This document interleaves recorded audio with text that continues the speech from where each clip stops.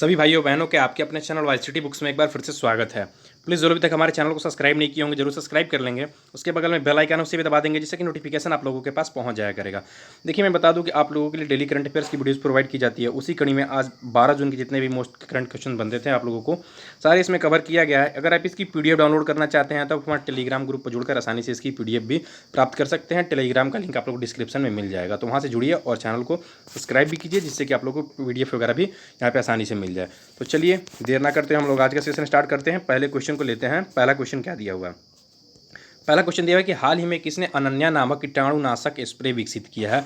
बहुत important question है। पूछा जा रहा है कि अनन्या नामक कीटाणुनाशक स्प्रे किसके द्वारा विकसित किया गया है। तो इसका राइट आंसर क्या हो जाएगा? DIAT अर्थात डेट के द्वारा विकसित किया गया अनन्या नामक ये स्प्रे होगा क्या, ये इंपॉर्टेंट बन जाता है। तो जनरली हम लोग जानते हैं कि कोई भी चीज़ें होती हैं उस पर क्या होती हैं, जब भी हम लोग उसको यूज़ करते हैं तो उसके ऊपर काफ़ी ज़्यादा बैक्टीरिया संक्रमण का खतरा फैल जाता है जब हम एक बार उसको यूज़ कर लेते हैं। जैसे कि हम लोगों को पता होगा कि PPE किट वगैरह होता है कि जब हम लोग एक बार पहन लेते हैं तो फिर उसको कीटाणुनाशक या तो हम लोग किसी ना किसी चीज़ के अंदर उसको कीटाणुनाशक के अंदर धोते हैं या स्प्रे करते हैं, चाहे उसके ऊपर डिसइंफेक्शन करने के लिए अल्ट्रावायलेट किरणें वगैरह डालते हैं, जो भी चीज़ होती है हम लोग करते हैं। ठीक है, तो उसी कड़ी में अभी अनन्या नामक जो कीटाणुनाशक स्प्रे बनाया है वो डेट के द्वारा बनाया गया है। और ये क्या करेगा, विभिन्न प्रकार के जो PPE किट होंगे, दस्ताने होंगे और विभिन्न प्रकार के मास्क वगैरह जो भी होंगे, इसके ऊपर जो ये स्प्रे किया जाएगा उसकी वजह से क्या होगा, उसके ऊपर के कीटाणु है आसानी से मर जाएंगे। डेट की बात कर लें तो इसका जो पूरा फुल फॉर्म होता है ये इंपॉर्टेंट बन जाता है। तो defence institute of advance technology, ये बार पूछा जाने वाला क्वेश्चन है, याद रख लीजिएगा।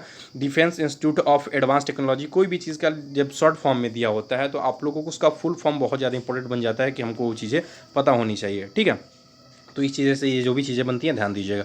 चलते हैं अगले नंबर क्वेश्चन को देख लेते हैं कि हाल ही में किस देश की सेना है टेमेंडो ने फेसबुक पर वापसी की है। पूछा जा रहा है कि कौन सी देश की सेना है जिसके द्वारा फिर से फेसबुक पर वापसी किया गया।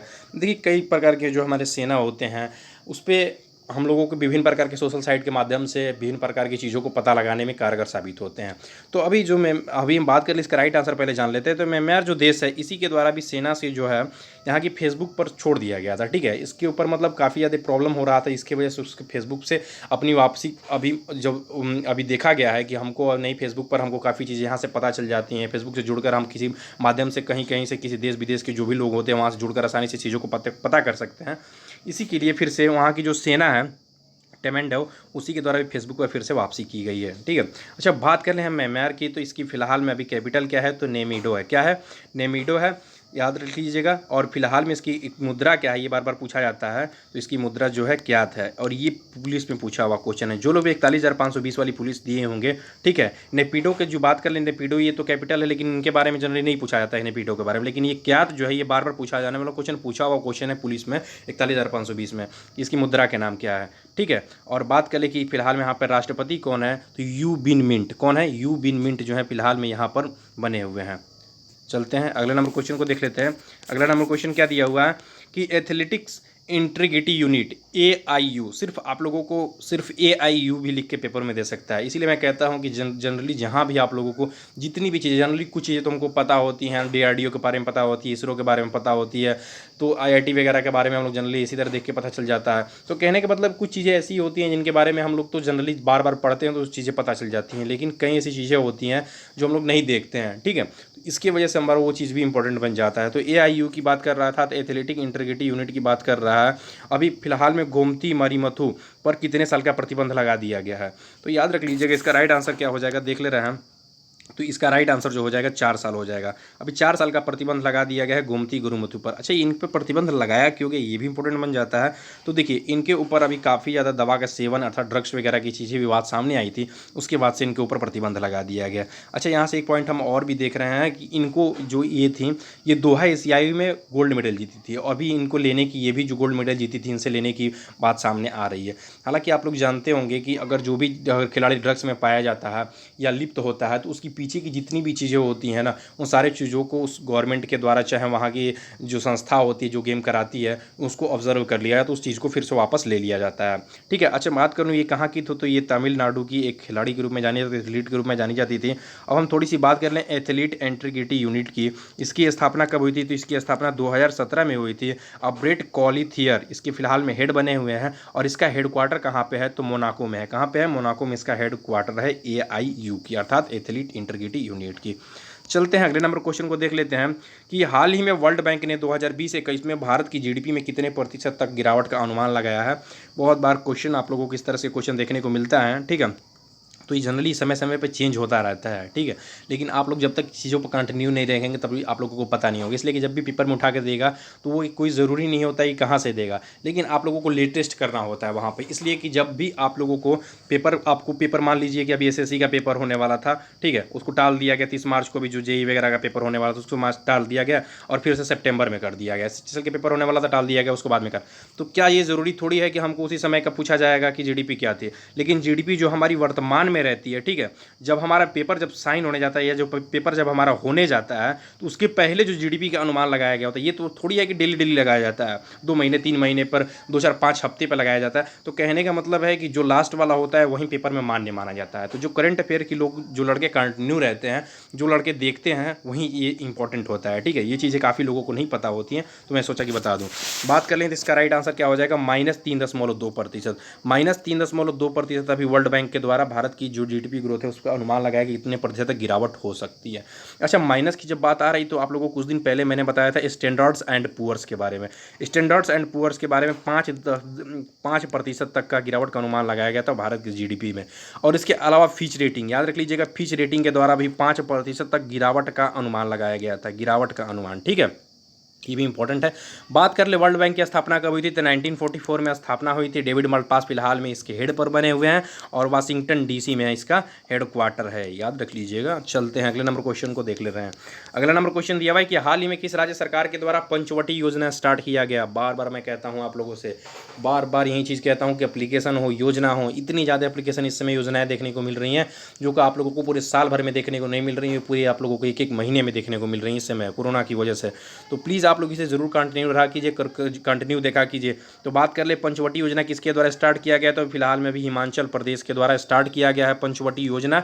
और फिलहाल में ये किसके द्वारा स्टार्ट किया गया ये भी पूछा सकता है। तो वहाँ के सीएम कौन है, वहाँ के सीएम है जयराम ठाकुर, और उन्हीं के द्वारा ये स्टार्ट किया गया है, ठीक है। कैपिटल की बात कर लें तो यहाँ की 2 कैपिटल है, 2 कैपिटल से संबंधित एक क्वेश्चन और भी आप लोगों को पता होगा, बाद में बात करते हैं उसके। तो कैपिटल जो है, कैपिटल इसकी क्या है, शिमला है। और शिमला कौन सी कैपिटल है ये भी पूछा जाता है, तो इसकी समर कैपिटल है, ठीक है। और बात कर लें कि धर्मशाला, जहाँ पे आप लोग जानते हैं कि बहुत ज़्यादा मैच वगैरह खेले जाते हैं, तो धर्मशाला जो है वहाँ पे इसको विंटर कैपिटल के रूप में हम लोग जानते हैं, ठीक है, हिमाचल प्रदेश के।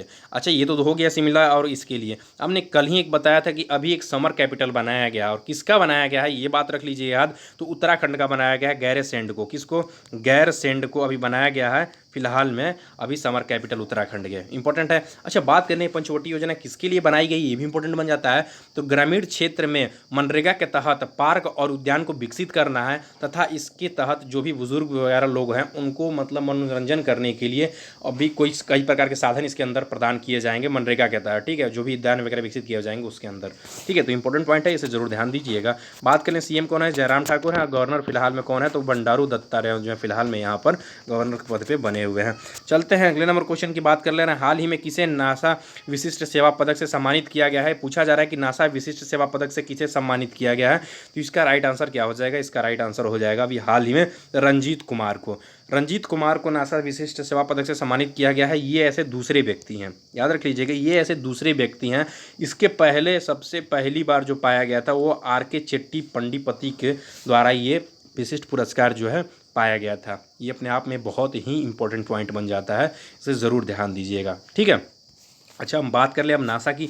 नासा की स्थापना कब हुई थी, तो 1958 में इसकी स्थापना हुई थी। हेडक्वार्टर जहाँ पे हमारा वर्ल्ड बैंक का हेडक्वार्टर है वहीं पे हमारा इसका हेडक्वार्टर है, कहाँ पे है, वाशिंगटन डीसी में है। और फिलहाल में इसके कौन बने हुए हैं हेड, तो जिम ब्रिटिस्टिन बने हुए हैं फिलहाल में इसके हेड।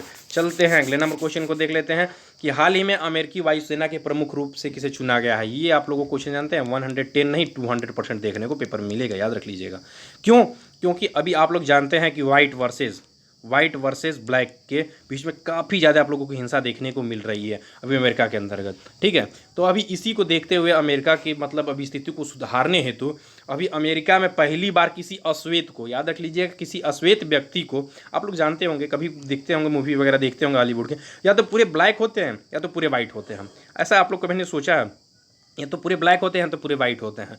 तो ये जो लोग होते हैं ये अब थोड़ा सा इनमें अभी रंग भेद के बारे में काफ़ी ज़्यादा चीज़ें सामने आई हैं। उसके बाद से काफ़ी ज़्यादा यहाँ पे अभी बहुत ज़्यादा प्रदर्शन वगैरह देखने को चाहिए, कई चीज़ों हम लोगों को देखने को मिला। इसमें और सारे बहुत प्रकार के मुद्दे थे, हम उसकी बात नहीं करेंगे, वीडियो लंबा हो जाएगा।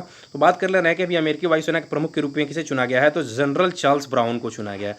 किसको चुना गया है? जनरल चार्ल्स ब्राउन को चुना गया है। ये एक अश्वेत व्यक्ति है और पहले ऐसे अश्वेत व्यक्ति हैं जिनको अमेरिकी वायुसेना के प्रमुख के रूप में चुना गया है। ठीक है, इंपॉर्टेंट है, जरूर ध्यान दीजिएगा। बात कर लें कि यूएसए की कैपिटल क्या है, तो वाशिंगटन डीसी है फिलहाल में, और राष्ट्रपति के बारे में जनरली सभी लोग जानते होंगे, डोनाल्ड ट्रंप है, और अमेरिकन डॉलर यहाँ की मुद्रा है। और भी पॉइंट की हम बात कर ले तो राहुल दुबे के बारे में जानते होंगे सभी लोग, जो मेरी पीछे की वीडियोस देखेंगे। पाकिस्तान के पहले एयरफोर्स के पायलट के रूप में इनको चुना गया था, प्रथम किसी हिंदू पायलट के रूप में चुना गया था। किसको? राहुल दुबे को चुना गया था पाकिस्तान के अंदर। और रो खन्ना को क्या चुना गया था, तो रो खन्ना के बारे में भी मैंने पीछे बताया था कि इनको अभी कोविड-19 के व्हाइट हाउस के सलाहकार परिषद के रूप में अमेरिका के अंदर चुना गया था, रो खन्ना को भी। ठीक है, तो ये सब चीज़ें चिन्ह बना के याद करेंगे तो काफ़ी चीज़ें आसानी से याद हो जाती हैं। ठीक है, हाल ही में जारी खाद्य सुरक्षा सूचकांक 2020 में कौन सा राज्य शीर्ष पर रहा? पूछा जा रहा है कि जो जारी खाद्य सुरक्षा सूचकांक 2020 में है, कौन सा राज्य जो है शीर्ष पर रहा? तो इसका राइट आंसर क्या हो जाएगा? तो इसका राइट आंसर हो जाएगा गुजरात।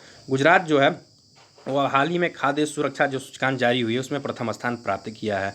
बात कर लें कि इसको कौन जारी करता है, तो जनरली मैं बार बार बताता हूँ, ये चीज़ें पीछे भी आ चुकी हैं। FSSAI, ठीक है, FSSAI अर्थात इसकी फुल फॉर्म की बात कर लें तो food safety and standard authority of India. आप लोग जनरली कोई भी प्रोडक्ट खरीदते होंगे, जो भी खाने पीने वाली चीज़ें, तो इसके ऊपर ये लोगो बना होता है, ये मार्क बना होता है, जिससे कि ये पता चलता है कि ये पूरी तरह से अथॉरिटेड है, इसको अथॉरिटेड किया गया है। ठीक है, आप लोग कई प्रकार की ऐसी चीज़ें खाते भी होंगे जिसके ऊपर ये नहीं बना होता है, तो वो अथॉरिटेड नहीं होते, वो कहीं से भी पैकेज बना दी जाती हैं, कहीं से भी उसको क्रिएट कर दिया जाता है। लेकिन जहाँ पर इसका सिंबल होता है, ठीक है, तो वहाँ पर ये चीज़ें हम लोगों को पता चल जाती है कि नहीं अथॉरिटेड है। बात कर लें कि food safety and standard authority of India की स्थापना कब हुई थी, तो इसकी स्थापना 2011 में हुई थी। हेडक्वार्टर कहाँ पे है, तो न्यू दिल्ली में है। और फिलहाल में कौन है, तो रीटा टिवटिया जो है फिलहाल में इसके हेड बने हुए हैं। हम बात करें कि इसकी राइट आंसर तो देख ली है हम कि फिलहाल में इसका राइट आंसर क्या था, गुजरात जो था शीर्ष राज्य था। मैंने एक और भी ऑप्शन रखा हुआ है, छोटे राज्यों में अगर पूछा जा सके तो इसका राइट आंसर गोवा हो जाएगा।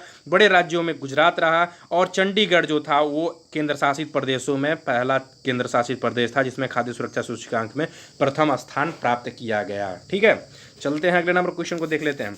अगला नंबर क्वेश्चन क्या दिया भाई कि हाल ही में हुई सर्वे के अनुसार भारतीय रेलवे का सबसे सुरक्षित वर्ष कौन सा रहा। पूछा जा रहा है कि अभी जो सर्वे हुई है इसमें भारतीय रेलवे का सबसे सुरक्षित वर्ष कौन सा रहा, तो इसका राइट आंसर जान लीजिए, राइट आंसर हो जाएगा 2019-20। 2019-20 से सबसे सुरक्षित वर्ष माना गया है, ये जान लीजिए कि सबसे अच्छा। आप लोगों को एक राइट आंसर बताना है, मैं लिख तो रहा हूँ लेकिन कुछ आप लोगों को भी बताना है कि सबसे पहली बार ट्रेन कब और किस वर्ष में चली थी, डेट के साथ बताना है आप लोगों को। ठीक है, तो बताइएगा। तो भारतीय अभी रेलवे जो सबसे सुरक्षित वर्ष है 1853 के बाद से पहली बार जो मृत्यु दर है वो शून्य देखी गई है। याद रख लीजिएगा, शून्य का मतलब दशमलव में भी नहीं है। ठीक है, 0.2% 3% भी है, मतलब एक भी मौत यहाँ पे नहीं पाई गई है। 2019-20 के अंतर्गत भारतीय रेलवे की जो भी दुर्घटना हुई है उसके अंतर्गत किसी भी मौत की सूचना नहीं पाई गई है। ठीक है, इंपॉर्टेंट है, जरूर ध्यान दीजिएगा। चलते हैं अगले नंबर क्वेश्चन को देख लेते हैं। मर्सर 2020 कॉस्ट ऑफ लिविंग सर्वे के अनुसार भारत का सबसे महंगा शहर कौन सा है, ये भी इंपॉर्टेंट पॉइंट बन जाता है।